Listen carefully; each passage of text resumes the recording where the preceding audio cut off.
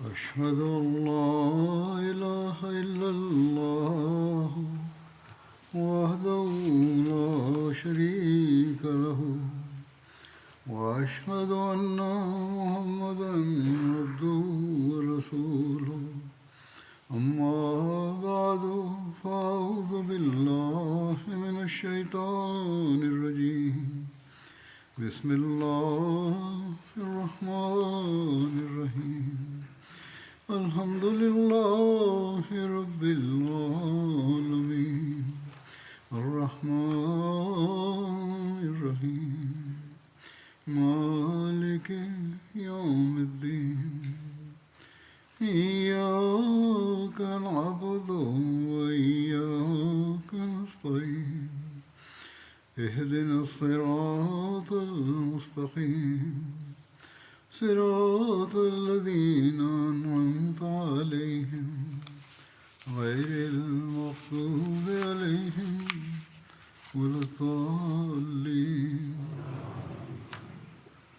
الذين ينفقون أموالهم بالليل والنهار سرا وعلانية فلهم أجرهم عند ربهم ولا خوف عليهم ولا هم يحزنون. Те, которые расходуют имущество свои ночью и днем, тайно и явно, для них награда их у владыки их. Не будет страха над ними, и не будут они опечалены.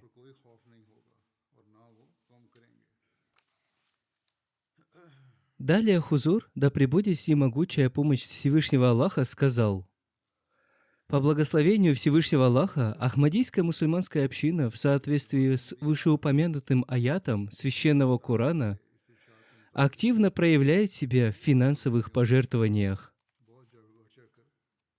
В общине существуют разные виды пожертвований, как обязательные, так и дополнительные. Например, обязательный ежемесячный взнос чанда ам, чанда васият, завещание и так далее.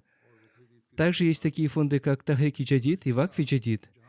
Везде там, где это становится необходимым, члены Ахмадийской мусульманской общины с искренностью и преданностью активно принимают участие в финансовых пожертвованиях. Они совершают пожертвования и тайно, и явно. Они не боятся, что из-за этого они могут столкнуться с финансовыми трудностями. Это такое время, когда весь мир утонул в поисках мирских удовольствий и накоплении богатства. И только мусульмане Ахмади, которые принимают активное участие в финансовых пожертвованиях, радуются, совершая их. В их числе есть такие люди, которые делают это тайно и желают, чтобы сведения об их пожертвованиях не оглашались. Большинство членов Ахмадийской мусульманской общины – это люди с низким и средним доходом. Однако, как я уже упоминал, в общине существуют такие люди, которые делают невероятные пожертвования. Они никогда не говорят, что община имеет много фондов. Они не жалуются на то, что их доход низок или ограничен и достается им с трудом. Напротив, они совершают пожертвования со страстью и истинным энтузиазмом. Я знаю, что в общине есть такие люди, которые совершают крупные пожертвования. Точнее, можно сказать, что они ограничивают свои животы, то есть ограничивают свои расходы на питание и детей. При этом они никогда не думают и нисколько не сожалеют о том, почему на них возлагается такая тяжесть. Они не говорят, что у них есть свои нужды для определенной цели. Они не говорят, что теперь, когда они нуждаются, община тоже должна помочь им. Они никогда не показывали, что своим пожертвованием они оказали милость общине. Когда у них возникает какая-либо необходимость, они выражают свои желания с большим стеснением и смирением. Если они и просят, то просят в долг. Некоторые люди нашли следующий способ для сбора средств на пожертвования.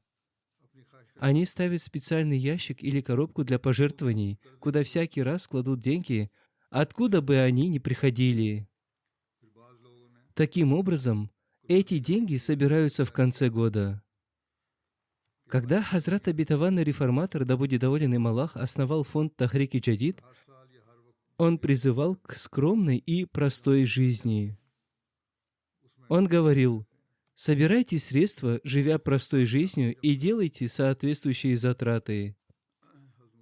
Таким образом, в общине появились такие люди, которые при очень скромной и простой жизни совершают крупные пожертвования.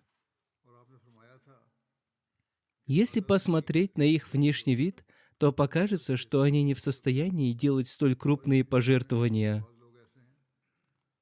Однако они жертвуют тысячи долларов, фунтов или евро. Очень трудно совершать пожертвования, живя в этих странах материального мира. В бедных странах, таких как Пакистан, Индия или африканских странах, финансовые источники мусульман Ахмади очень низкие. Люди живут там, испытывая большие трудности. Тем не менее, они продолжают совершать пожертвования. Они совершают пожертвования и тайно, и явно ради того, чтобы обрести довольство Всевышнего Аллаха. Они стремятся к этому и всегда пребывают в таком состоянии, как сказал об этом Хазрат обетованный Мессия мир ему в одном из своих стихотворений.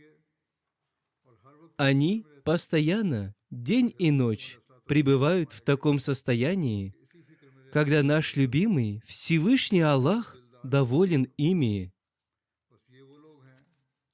Одним словом, такие люди являются истинными верующими и обладателями довольства Всевышнего Аллаха. Есть такие люди, которые, когда создаются какие-то новые фонды или объявляется Новый год фондов Тахрики Джадид и Вакфи Джадид, они берут в долг и совершают пожертвования, несмотря на то, что им не обязательно брать в долг и совершать пожертвования из этого. У них нет никакого страха. Они знают, что если они потратят на пути Аллаха, то Всевышний Аллах удовлетворит их нужду. Одним словом, Всевышний Аллах одарил ахмадийскую мусульманскую общину множеством великих жертвователей. Они не похожи на таких людей, которые жертвуют 5-10 рупий и потом 100 раз объявляют об этом в мечети. Мне известно много случаев, когда члены общины активно проявляют себя в деле пожертвований. Эти люди из африканских, европейских и азиатских странах.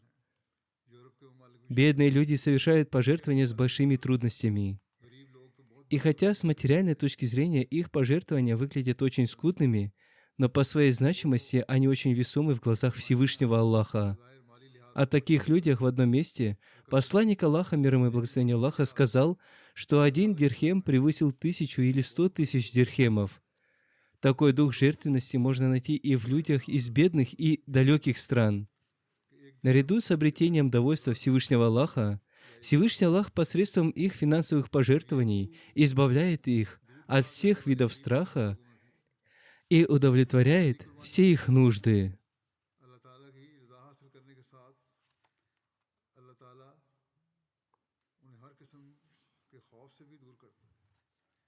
Амир Сахиб общины Танзании пишет, что один новообращенный мусульманин Ахмади по имени Абдулла сказал, что он увидел 2 преимущества пожертвования.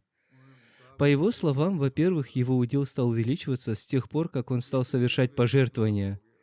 Во-вторых, всякий раз, когда он занимался торговлей или открывал магазин, все вещи в его магазине продавались незамедлительно, и его магазин очень быстро становился пустым. После этого он завозит новые вещи и получает от этого большую прибыль.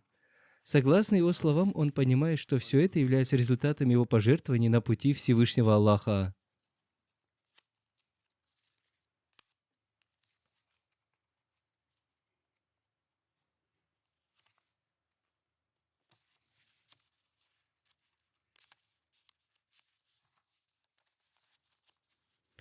Один мусульманин Ахмади из Казахстана, Заданов Даурен, с большим энтузиазмом принимает участие в совершении пожертвований.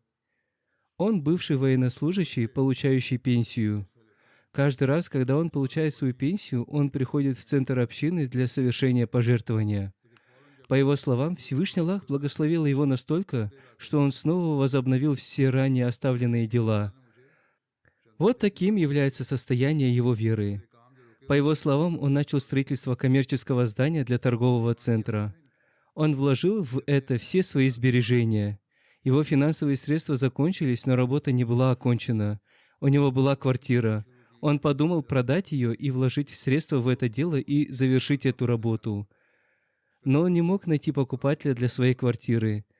Ситуация была безнадежной, его последние средства закончились. По его словам, он много молился и просил Бога, чтобы Бог каким-то чудесным образом благословил его и одарил его необходимой суммой. Таким образом, Всевышний Аллах отправил к нему покупателя, который и купил его квартиру. Он вложил эти средства в строительство. По его словам, квартиру он продал, но теперь перед ним возникла другая проблема – найти себе жилье для проживания. Однако тот же ангел, которого послал Всевышний Аллах, сказал ему, чтобы он не беспокоился об этом, поскольку ему пока не нужно жилье, и он может остаться жить в этой квартире в течение года. Таким образом, Всевышний Аллах удовлетворил его жилищные потребности и смог также завершить работу по строительству. По его словам, все это, согласно его пониманию, стало результатом его пожертвований на пути Всевышнего Аллаха.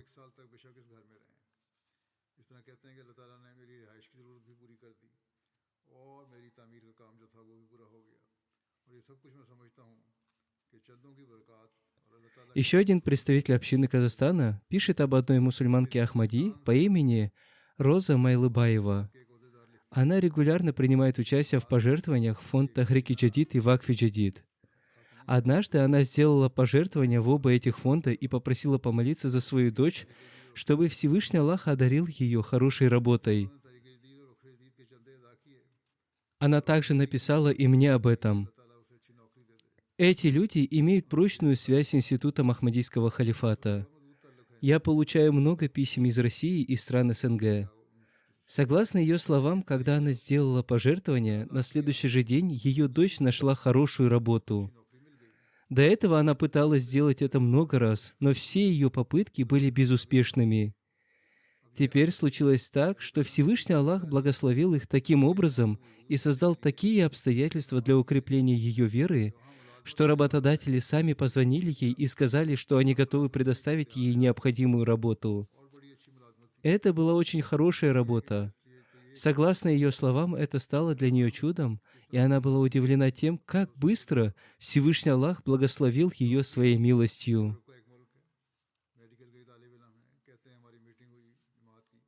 Грузия – это одна из европейских стран.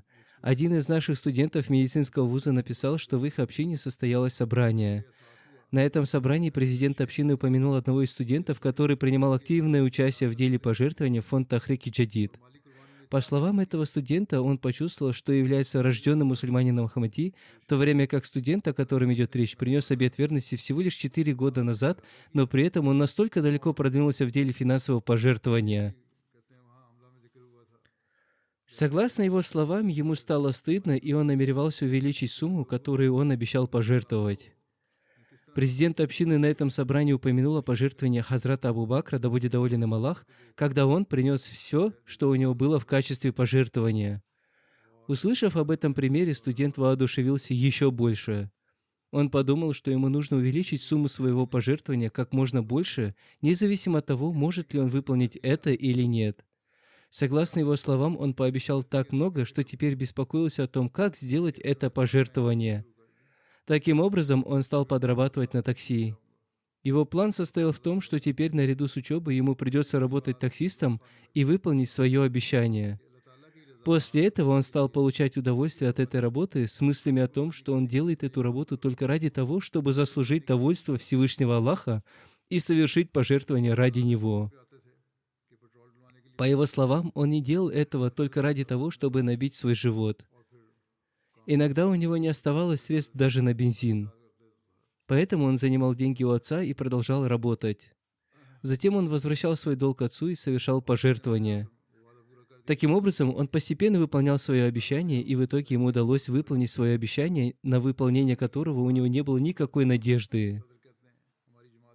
Всевышний Аллах создал условия для выполнения его обещания. Президент немецкой общины Ротгау пишет: «Мы полностью достигли цели наших пожертвований. В настоящее время они строят там мечеть.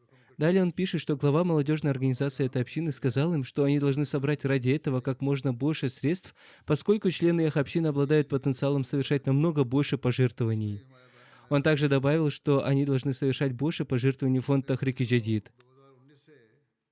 Он сказал, что они могут улучшить свои показатели и в этом. Таким образом, по его словам, с 2019 года они стали больше обращать внимание на финансовые пожертвования. По его словам, в то время их пожертвования составляли сумму в несколько тысяч евро. Теперь эта сумма увеличилась до сотни тысяч евро. Все они охотно совершали пожертвования. Некоторые люди были воодушевлены тем, что некоторые люди, посвятившие себя служению религии, объявили о том, что в качестве пожертвования они пожертвуют общине свое месячное жалование. Один мусульманин Ахмади сказал, что ему стало очень стыдно, когда он подумал о том, что человек, посвятивший себя служению религии, жертвует свое месячное жалование, в то время как он очень хорошо зарабатывает, но почему-то не может сделать такого пожертвования. Таким образом, согласно его словам, после получения крупного заработка он пожертвовал все эти средства общине. На следующий год он снова пообещал увеличить свои взносы. Сначала он удвоил эту сумму и затем увеличил ее в еще большем размере. Согласно его словам, по милости Всевышнего Аллаха он стал получать хорошие контракты. Он смог пожертвовать не только 1000 евро, но и сумму до 40-50 тысяч евро.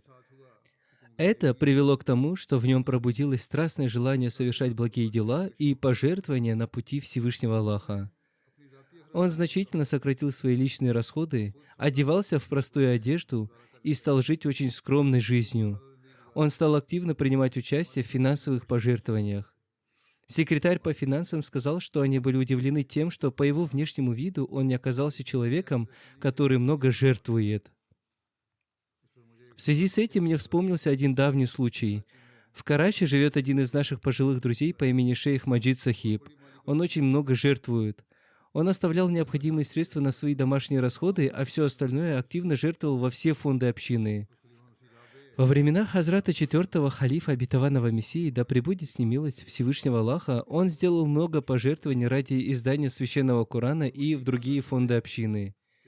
Он говорил, что занимается бизнесом только ради общины. Одним словом, Всевышний Аллах создал в общине таких людей и продолжает их создавать. Они зарабатывают для того, чтобы удовлетворять нужды общины, а не ради простого сбора средств. Глава финансового отдела общины Кадьяна пишет: один мусульманин Ахмади из Кералы находился в очень плохом положении. Он не мог найти работу. В конце концов, он не нашел никакой работы и стал продавать одежду. Он поставил столик на тротуаре и, разложив на нем вещи, стал продавать их. И после этого он стал регулярно совершать пожертвования.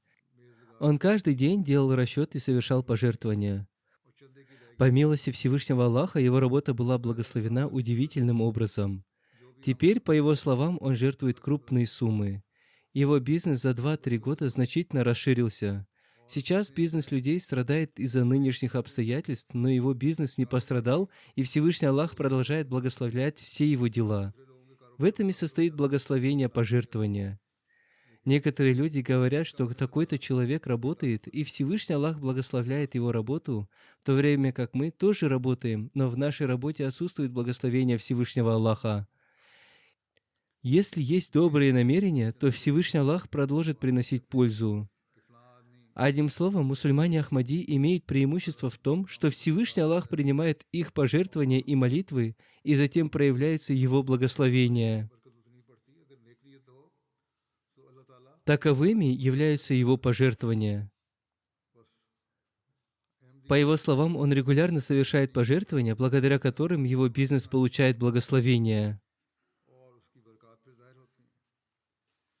Экономическое положение других людей ухудшается из-за сложившихся в мире обстоятельств. Однако он все еще продолжает получать прибыль. Теперь он имеет крупные магазины, а ведь было такое время, когда он устанавливал всего лишь один столик на тротуаре и не имел таких крупных магазинов и выставочного зала. По милости Всевышнего Аллаха, теперь он жертвует средства в сотни тысяч рупий. В этом году он пожертвовал в фонд Тахрик Джадид 1 000 000 рупий. Одна женщина из Бангладеш пишет, что она является участницей движения Вакфинау, совершает пожертвования и слушает мои проповеди. Она пишет, что Всевышний Аллах создал в ней крепкую веру. По ее словам, она жертвует из своей стипендии, и Всевышний Аллах благословляет ее настолько, что это превосходит ее представление об этом. Также один мусульманин Ахмадии из Сирии по имени Али Сахиб пишет, что он является новообращенным мусульманином Ахмадии. Он обещал совершать пожертвования в фонд Тахрики Джадид. Он обещал пожертвовать больше того, что может себе позволить. В своем сердце он пообещал собрать эту сумму до наступления месяца Рамадан. Он работал, но не мог заключить выгодного контракта. У него была нетрудная работа, он занимался озвучиванием мультфильмов и так далее.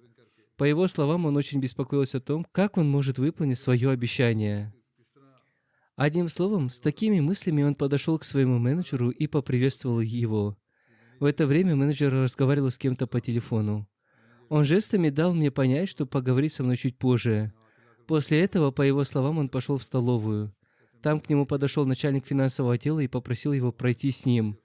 Он сказал ему, что менеджер попросил передать ему такую-то сумму денег.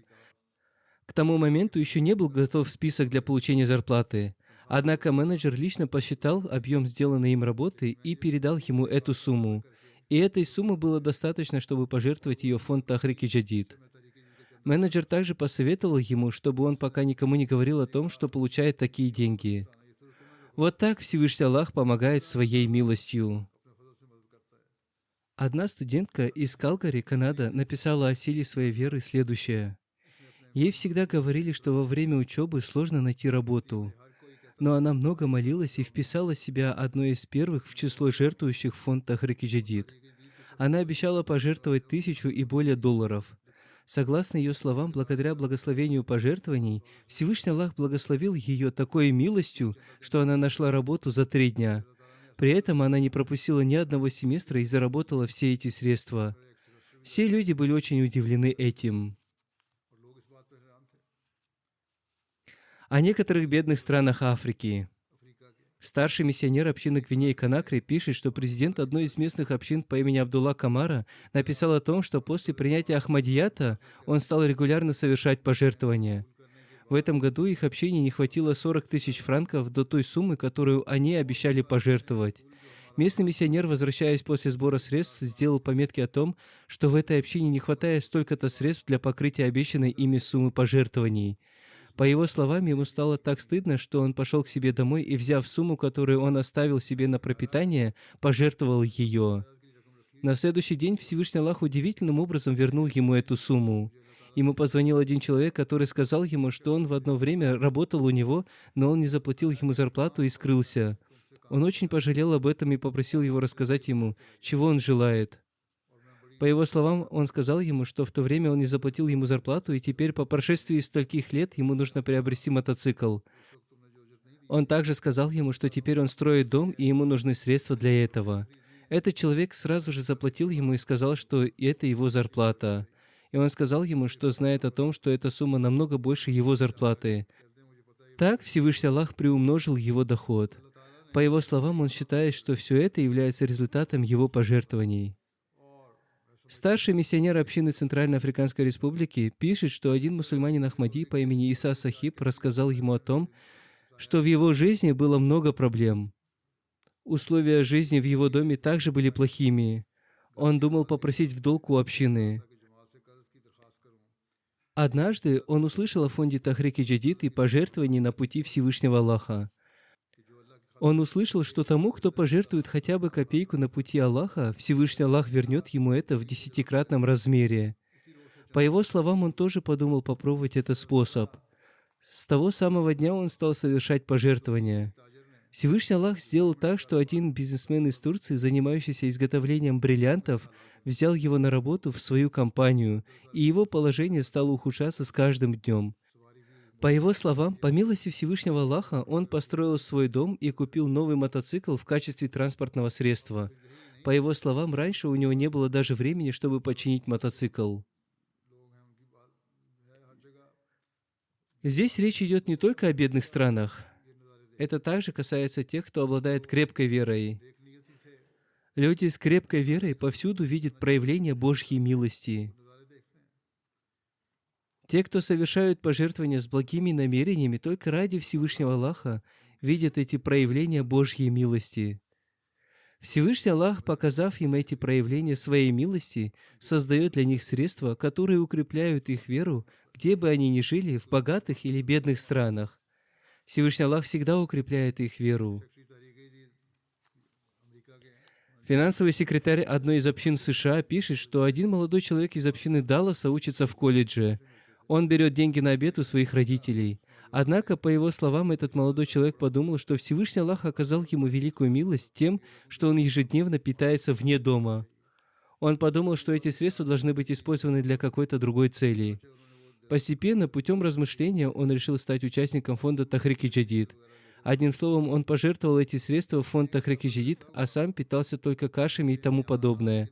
Согласно его словам, по милости Всевышнего Аллаха, результаты его экзаменов были очень хорошими. По его словам, он обрел спокойствие в жизни. С того дня, как он стал питаться скудно, он обрел спокойствие и относительно своего здоровья. Он подумал, что Всевышний Аллах укрепляет веру тех, кому пожелает. По его словам, когда он обратил свое внимание на пожертвования, это стало лучшим решением в его жизни. Одна женщина из Бельгии написала о своем пожертвовании. Она находилась в поисках работы и подавала заявления во многие места. Однако везде ей отказывали, поскольку она не имела опыта работы. Ей везде говорили об отсутствии у нее опыта. По ее словам, в это время финансовый год фонда Тахрик Джадид подходил к концу. Ей пришла в голову мысль о том, что хотя она уже сделала пожертвование в этот фонд, но если она сделает еще одно пожертвование, то, возможно, Всевышний Аллах окажет ей свою милость и избавит ее от трудностей. По ее словам, после этого она увеличивала сумму своего пожертвования. Затем она выполнила свое обещание. Спустя несколько дней после этого она получила предложение о работе из 2 мест и устроилась в одно из них, то есть туда, куда она захотела. Это место находилось в нескольких минутах ходьбы от ее дома. По ее словам, для нее это было знамение могущества Всевышнего Аллаха. Таких случаев очень много. Всевышний Аллах показывает это в целях укрепления веры людей. После этого, когда другие видят это, то в них тоже зарождается дух жертвенности. Некоторые люди в общине, согласно повелению Всевышнего Аллаха, совершают тайные пожертвования. Они делают это в тайне и хотят, чтобы никто не узнал об этом. Тем не менее, случается так, как об этом написал финансовый секретарь одной из наших общин. Ему об этом рассказал один миссионер. По его словам, когда этот миссионер открыл свой почтовый ящик в миссионерском доме, в нем лежал конверт, в котором было 1000 евро. Они были пожертвованы в фонд Тахрик Джадид. На этом конверте не было указано ни имени, ни адреса. Этот финансовый секретарь также написал, что один мусульманин Ахмади пожертвовал 1000 евро и просил не называть его имени.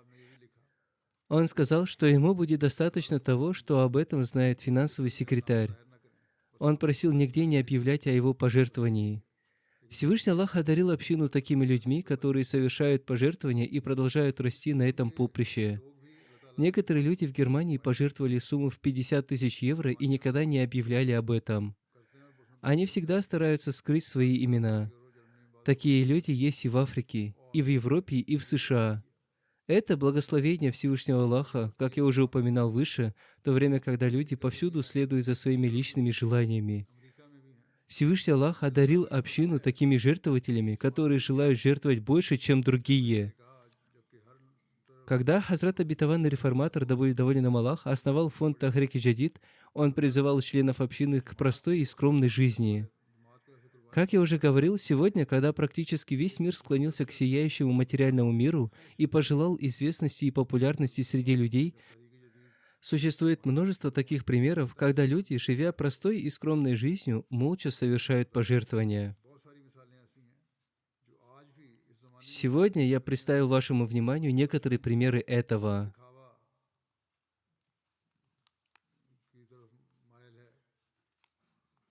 Перед нашими глазами было бесчисленное количество таких примеров. Сегодня, как вы знаете, будет объявлен Новый год фонда Тахрик Джадид.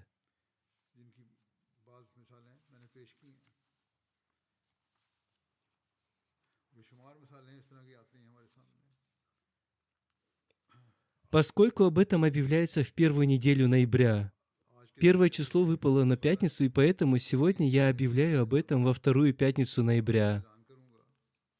Вот почему я напомнил вам о некоторых примерах жертвователей.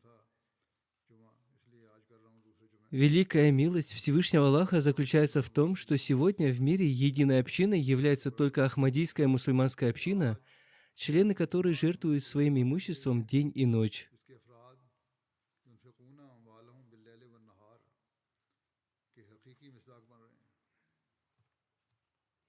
Таким образом, они становятся реальным примером выше процитированного мной аята Священного Корана.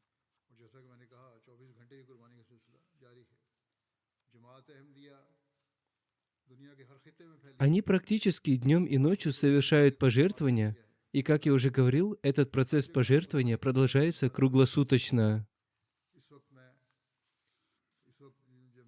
Ахмадийская мусульманская община распространена во всех уголках мира. Сегодня Ахмадийская мусульманская община существует в 220 странах мира. И повсюду мы видим великолепные примеры жертвователей. В это время, когда я произношу свою проповедь, где-то наступает ночь, а где-то день. Однако все слушают эту проповедь. Ахмадийская мусульманская община представляет собой одну единую умму. Одним словом, это и есть то, что отличает Ахмадийскую мусульманскую общину от других. Пожертвование и желание обрести довольство Всевышнего Аллаха и является причиной прогресса общины. Пока такой дух жертвенности будет сохранен среди членов нашей общины, иншаллах, Всевышний Аллах продолжит благословлять общину своей милостью. Большинство примеров, которые я представил вашему вниманию, это примеры новообращенных и молодых мусульман Ахмадии. Всевышний Аллах продолжает рождать этот дух жертвенности в членах общины и сегодня.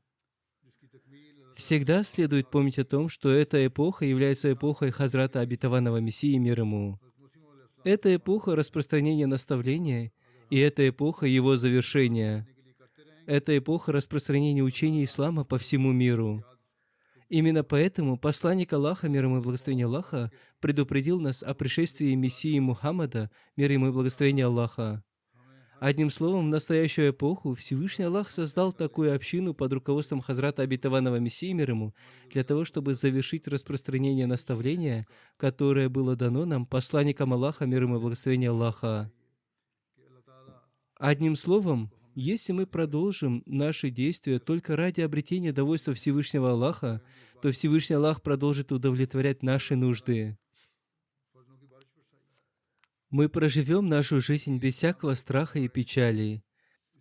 Всевышний Аллах избавит нас от всякого вида страха и печали. Всевышний Аллах устранит все наши трудности. Всевышний Аллах удовлетворит все наши потребности. Это и есть то, к чему должен стремиться каждый мусульманин Ахмадии.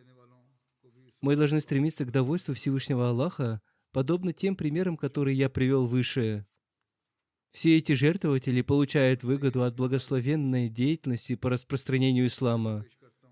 Везде, где приносят обет верности или делаются расходы на издательство литературы общины, проповедование, для деятельности университетов Джами Ахмадия, все эти расходы включают в себя и пожертвования тех, кто совершал их ради обретения награды Всевышнего Аллаха, и Всевышний Аллах дарует таким людям свою милость. Сейчас я представлю вашему вниманию некоторые данные фонда Тахрик-и-Джадид, как я делаю это ежегодно. Посредством этих данных становится ясно, в каком положении находится община. В конце я приведу цитаты из Писаний Хазрата Обетованного Мессии, мир ему. По милости Всевышнего Аллаха подошел к концу 90-й год фонда Тахрик-и-Джадид, и мы вступаем в новый 91-й год. Что касается возраста фонда Тахрик-и-Джадид, то следует понять, что этот 91-й год относится к первому реестру. 81-й год – это год второго реестра. 60-й год – это год третьего реестра. 40-й год – четвертого реестра. 21-й год – пятого реестра. Спустя каждые 19 лет открывается новый реестр. 6-й реестр был открыт 2 года назад. Теперь все новые преданные и искренние члены общины, которые примут участие в деятельности этого фонда, будут зарегистрированы в 6-м реестре, как это уже было сделано в прошлом году. По милости Всевышнего Аллаха, община удостоилась возможности совершить пожертвования в фонд Тахрик-и-Джадид в сумме 17,98 миллионов фунтов стерлингов. Это на 789 тысяч фунтов больше, чем в прошлом году. Община Германии в этом году вышла на первое место. Амир Сахиб общины Германии беспокоилась о том, что из-за расширения деятельности фонда Тахрик-и-Джадид пожертвования в другие фонды общины сократятся. Однако он должен уповать на Всевышнего Аллаха, ведь посредством пожертвований фонд Тахрик-и-Джадид Всевышний Аллах, иншаллах, благословит деятельности других фондов. Пусть Всевышний Аллах одарит общину Германии возможности развиваться в преданности и искренности. Несмотря на колебания валютных курсов во всем мире, общины всех стран в целом продемонстрировали прогресс. Общины США и Канады соревнуются между собой согласно повелению Всевышнего Аллаха. Старайтесь же опередить друг друга в добрых делах. В прошлом году община Канады заняла 3-е место по общей сумме пожертвований. На этот раз община США оказалась на 3-м месте. 2-е место заняла община Великобритании. Между ними есть небольшая разница. Если общину Канады немного подтолкнуть в этом направлении, то они смогут снова занять свое место. Однако ситуация в целом такова, что община Германии вышла на 1-е место. Община Великобритании на 2-м месте. Община США на 3-м. Община Канады на 4-м месте. 5-е место заняла община одной из стран Ближнего Востока.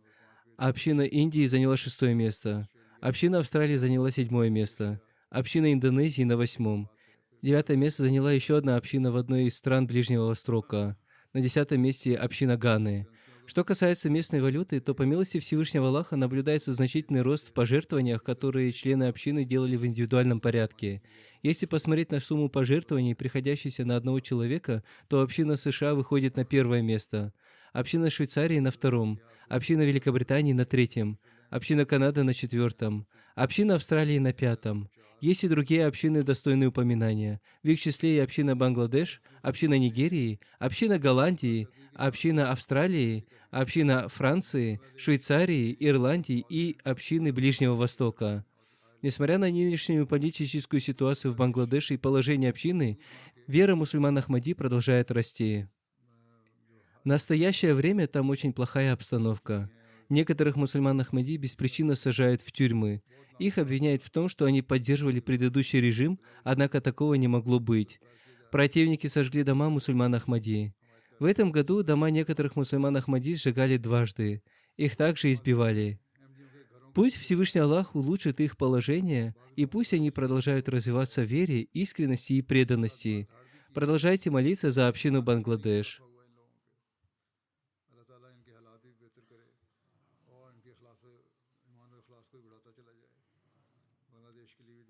По сумме пожертвований в Африке на 1-е место вышла община Ганы.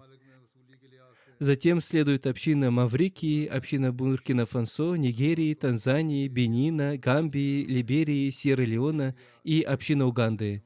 Это 1-я десятка общин Африки. Общее количество жертвователей фонда Тахрик-и-Джадид в этом году составило 1 681 000 мусульман Ахмади. Многие отчеты еще не пришли, пока нет отчетов некоторых общин Буркина-Фасо. В настоящий момент обстановка там ухудшилась, и нам пока не удалось связаться с ними. Однако, несмотря на это, общее количество жертвующих в этом году увеличилось на 50 000 человек. В связи с этим достойны упоминания общины таких стран, как Нигерия, Конго-Браззавиль, Нигер, Гамбия, Конго-Киншаса, Камерун, Гвинея-Конакри, Гвинея-Бисау, Уганда и Сьерра-Леоне.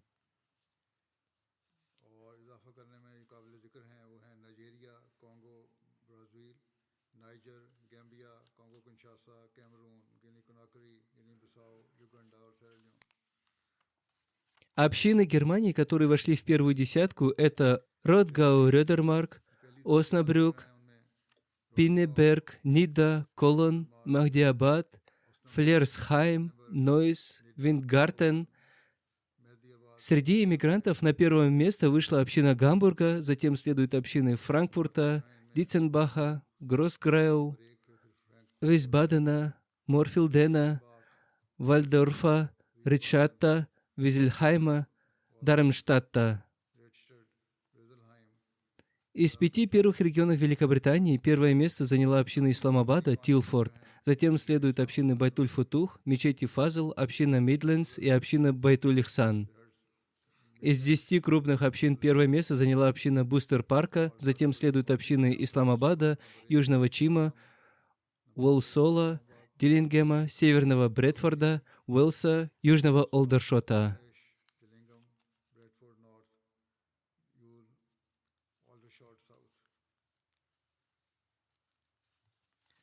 По общей сумме пожертвований в США в первую десятку вошли община Мэриленда, первое место, затем общины Северной Вирджинии, Лос-Анджелеса, Сиэтла, Чикаго, Детройта, Южной Вирджинии, Далласа, Силиконовой долины, Оушен, Северного Джерси, Хьюстона и Центрального Джерси.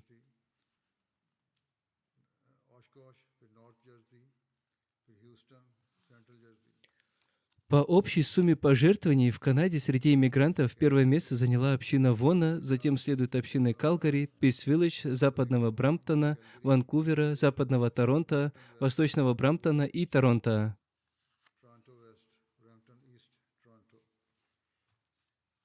Теперь я упомяну общины Канады, которые достойны упоминания. На первое место вышли общины Гамильтона, Монтана, затем следуют общины Западного Гамильтона, Хадика Ахмад, Гамильтона, Восточного Брэдфорда, Западной и Восточной Оттавы, Западного Монреаля, Реджайна, Восточного Монреаля, Маркхарма, Министра Ллойда и Сидбари. По общей сумме пожертвований в Пакистане первое место заняла община Лахора, затем общины Рабвы и Карачи. Несмотря на крайне неблагоприятные условия, и здесь мы видим прогресс. Общины Пакистана совершают пожертвования, несмотря на то, что оппозиция в настоящее время достигла там небывалой высоты.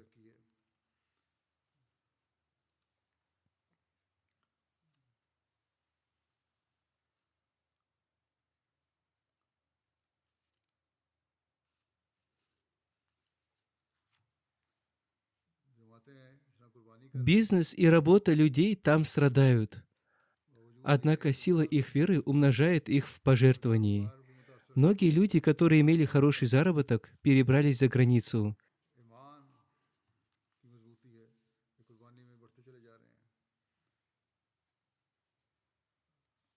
Тем не менее, все они совершили очень большие пожертвования.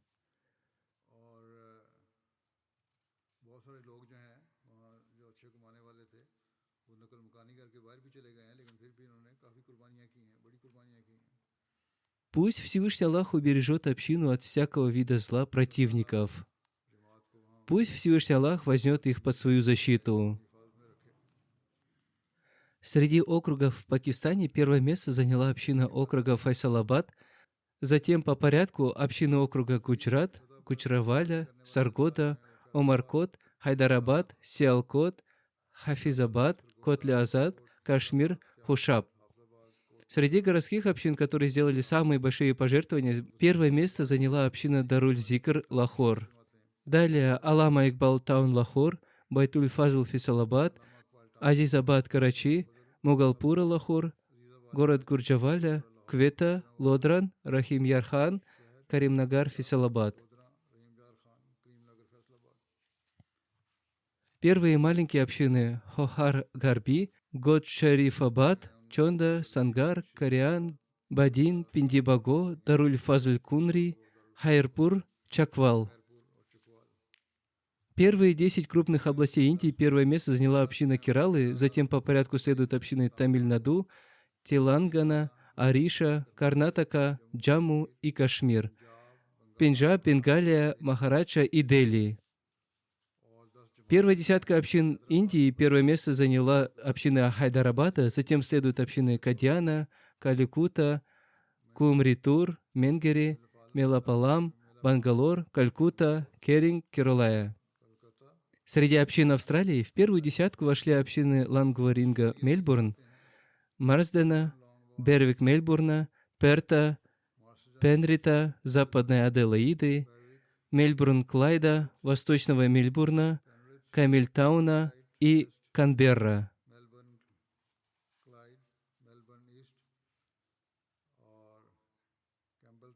Пусть Всевышний Аллах примет их пожертвования. В связи с этим Хазрат Обетованный Мессия мир ему изрек: система пожертвований началась не с нашей общины.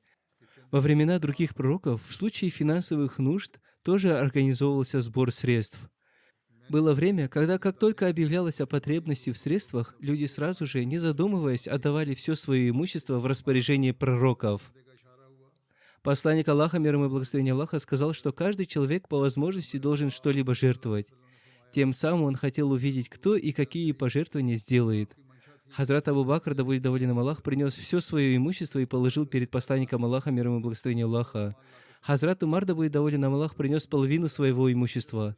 Посланник Аллаха, мир ему и благословение Аллаха, сказал: «Такова разница между вашим статусом».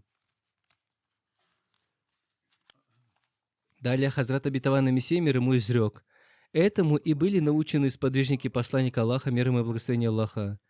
Никогда не достигнете вы праведности, пока не будете расходовать из того, что вы любите». В этом аяте повествуется о расходах и пожертвованиях на пути Всевышнего Аллаха. Этот договор вы заключаете со Всевышним Аллахом. Вы должны выполнить этот договор. Вы станете изменниками, если не выполните его. Еще в одном месте Хазрат Обетованный Мессия мир ему изрек: «Пожертвование одного человека ничего не решает. Благословение заключается в коллективных пожертвованиях. Светские правительства получают необходимые средства для развития посредством принудительной налоговой системы, а мы руководствуемся принципом добровольных пожертвований каждого члена общины и оставляем это на рассмотрение каждого человека для удовлетворения его желания совершать пожертвования». Вера возрастает с увеличением пожертвований, и это тесно связано с любовью ко Всевышнему Аллаху и искренностью жертвующего человека.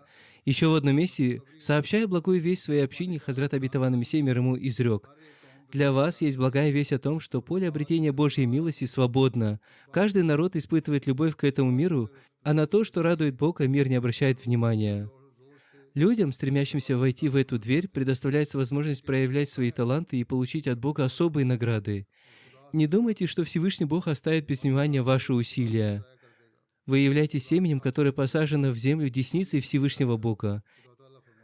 И Бог говорит, что это семя будет развиваться и превратиться в большое и могучее ветвистое дерево. Благословен тот, кто верит в слова Всевышнего Аллаха и не боится будущих испытаний. По милости Всевышнего Аллаха люди понимают это и продолжают совершать пожертвования, обретая Его милость.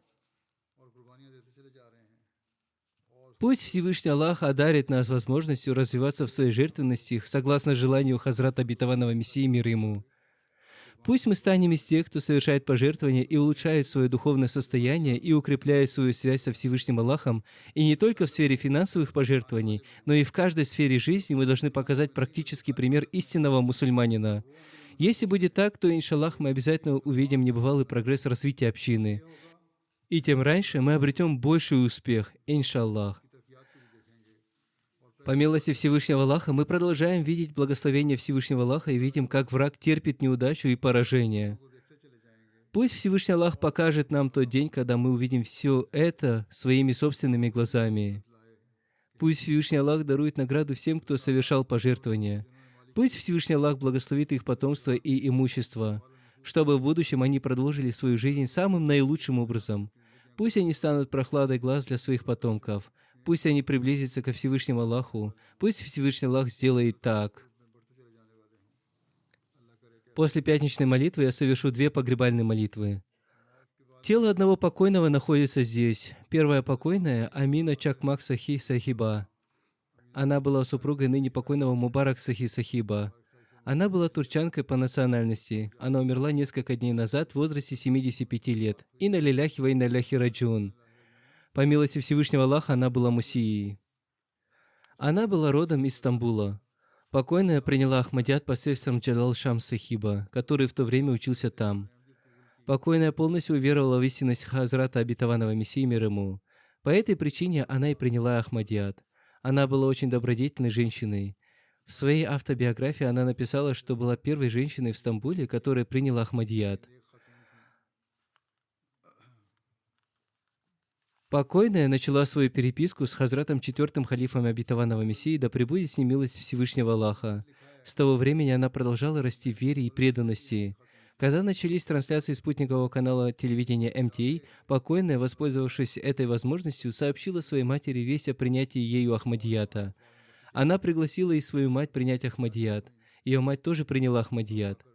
Затем она пригласила в Ахмадият свою сестру, сама Сахибу, супруга Махмад Андеры Сахиба. Ее сестра тоже принесла обет верности. Затем, по милости Всевышнего Аллаха, Ахмадият распространился в их семье. Покойная стала муссией в 1990 году. Таким образом, она стала первой турецкой женщиной, включенной в список васият завещания. Позднее, когда Хазрат IV халиф обетованного Мессии назначил ее президентом женской организации общины Турции, она была удостоена чести стать первым президентом женской организации общины Турции. Она пожелала переводить программы МТА и выразила свое желание служить общине в этом направлении. Таким образом, в 1995 году Хазрат IV халиф обетованного Мессии пригласил ее в Великобританию. Ей было поручено это служение. Так она стала переводить программы МТА на турецкий язык.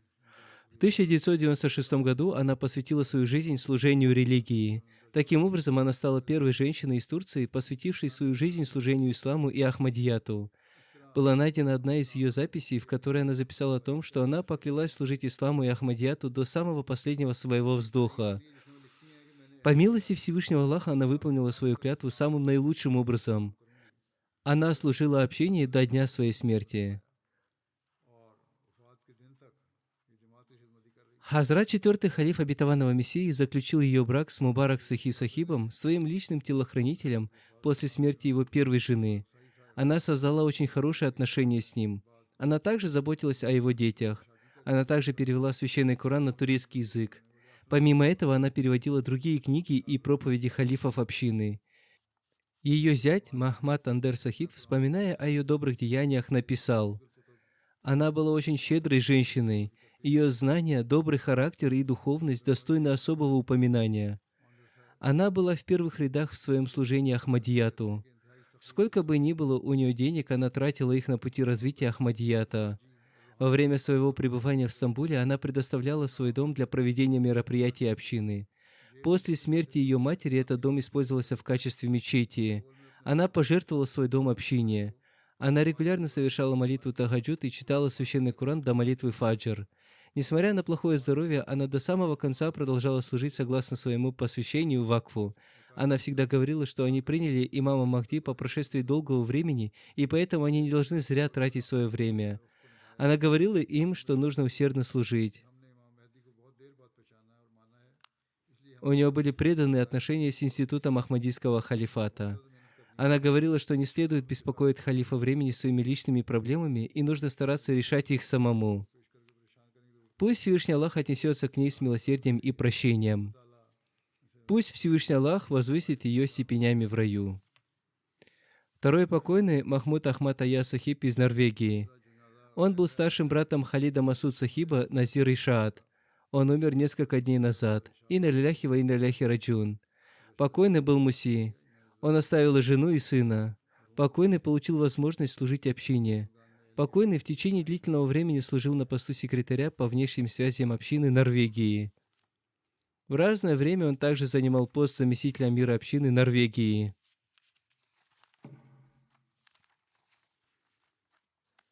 В одно время покойный получил возможность временного служения общине в Рабве. Затем Хазрат IV халиф обетованного Мессии из-за сложившейся ситуации в стране отправил его обратно служить в Норвегию. Покойный очень хорошо знал литературу общины. В первые годы обучения в колледже, помимо других книг, он полностью прочитал Тафсир Кабир. То есть он прочитал его еще в юности. Он регулярно изучал религиозную литературу, газеты и журналы общины. Преданность и любовь к институту Ахмадийского халифа укоренилась в его душе. Он был очень скромным, мягкосердечным и преданным человеком. Он всегда вовремя совершал все пожертвования. Ему посчастливилось стать муси еще в студенческие годы. Он регулярно совершал намаз и соблюдал пост. Он всегда совершал дополнительные молитвы. Он выполнял свои обязанности перед Всевышним Аллахом и свои обязанности в отношении людей. Он обладал скромным и смиренным характером. Одним из его известных качеств было смирение и скромность. Он был чист и внешне, и внутренне. Пусть Всевышний Аллах простит и помилует его.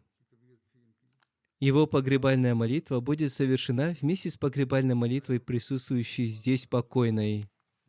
Аминь.